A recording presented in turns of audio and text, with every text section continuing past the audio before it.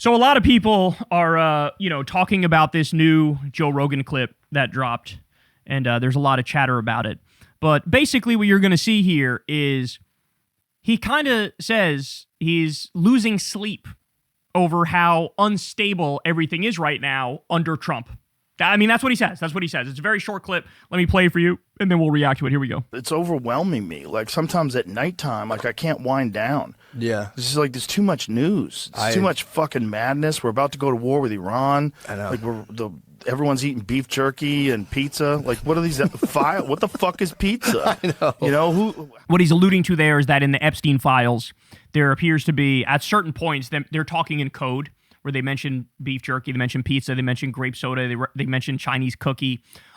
What's interesting is that there's so much non-code where they talk about grape and torture and all sorts of horrible things. And so it's weird that like a lot of it is no code, and then there appears to be some code sprinkled in there. It makes you wonder, like, what is this stuff code for? Is that like the cannibalism shit? I don't know. But that's what he's referring to when he brings that up. Let's keep going. Beef jerky and pizza. Like, what are these files? What the fuck is pizza? I know. You know, how far does this go? How come this never got released before? Like, what is happening? So he's now losing sleep. He can't wind down, can't sleep at night because of, how crazy the world is now. You'll notice something there. He didn't mention Trump. He didn't say the word Trump. At no point did he say the word Trump. By the way, I've now seen a lot of this particular podcast, and I regret to inform you, he still definitely doesn't get it. People are using this to try to say, see, he's starting to get it. He does not get it. He does not get it. The admission here is, like, there is an embedded admission that Trump is so fucking horrible that now I'm losing sleep. That's the subtext, right? But in reality, he's still, like, I believe it was in this same podcast, he called Zoran Mamdani a psychopath. You mean the guy who literally just succeeded in getting the rent board set up that he wanted, which means he's going to be able to deliver on freezing the rent? The guy who is delivering on universal childcare, that guy? How he already got the governor to sign on to that? That guy? The guy who ordered a deep cleaning of the subway system, which is based as fuck in the first time ever? That guy? That's the guy who's the psychopath? The guy whose approval rating is fucking sky high and going up on a daily basis? That guy's the problem? Meanwhile, you got nothing to say about Trump. This is the thing about Rogan that is now getting under my skin to the point where I can't fucking take it anymore. You know who has more integrity than him? Andrew Schultz.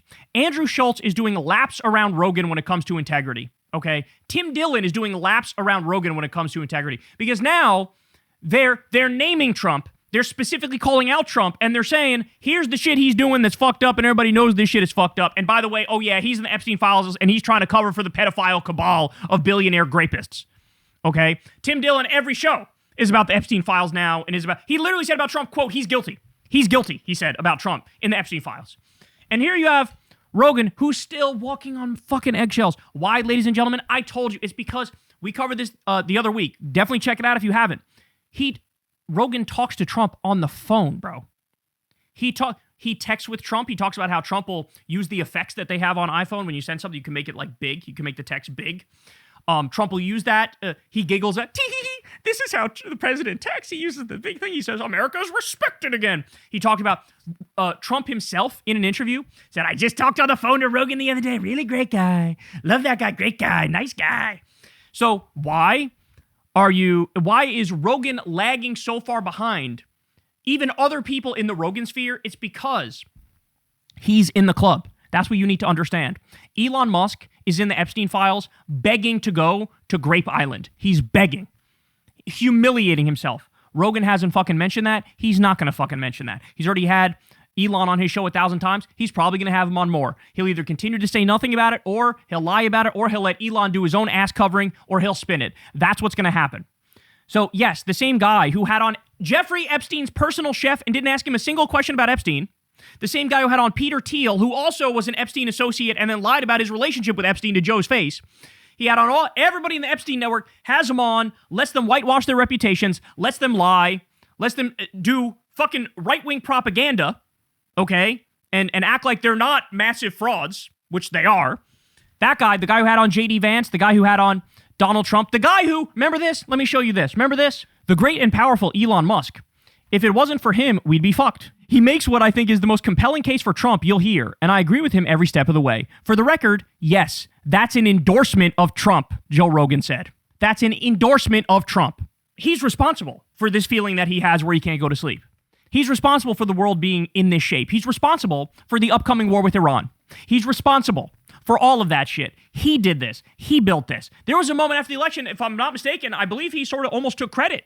Like, maybe I'm the reason that he got elected, because I got a bunch of like young men out there to go vote for him, patting himself on the back for it. Well, he was at the motherfucking inauguration, y'all. He went to the inauguration of Donald Trump.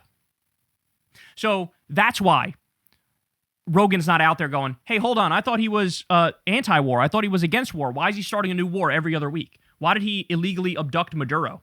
Why is he stealing the Venezuelan oil and putting it in a personal bank account in Venezuela?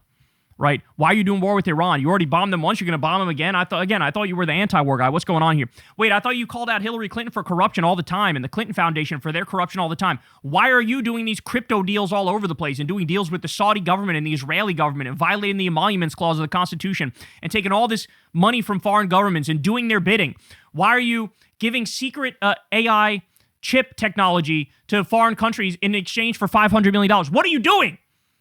He's never gonna do the full turn, ever. Why? Because, again, he talks to him on the phone, he texts with him. It's the exact same with fucking Elon Musk. It's the exact same with JD Vance. Dana White, who's his boss at UFC, is another one of the top Trump people in the country, snuggling up to MAGA. And so he's cooked. He's cooked. You go watch the full Rogan podcast, and you will see very quickly that whenever something goes viral of him like mildly criticizing Trump, he will never actually bring up Trump's name, and he will always pivot back to shitting more on the left. Now, I'm not kidding. I think it was in this same podcast. He says that all of the ICE protests, that they're not organic, that these are paid protesters, that nobody actually is organically out there protesting. And he literally says, I'm not kidding about this, they get paid to protest and they're given these machines that record the decibel level of how loud you're protesting. And if you get over a certain amount, they pay you more. He said they pay you, and if it's colder than normal out there, they pay you more. He's got this whole, because, why would anybody be against, masked secret police who are basically the Gestapo and Trump's paramilitary, murdering innocent people in the street and rounding them up and sending them to concentration camps and, totally disregarding the Constitution and totally disregarding their human rights and civil rights? Why would anybody naturally want to protest that? Obviously, nobody really wants to protest that, and they have to be paid to go out there. This is how far gone this guy's brain is. He's saying it's fake protests in the midst of this country plunging into fascism at a rapid pace, okay? This is how far gone he is.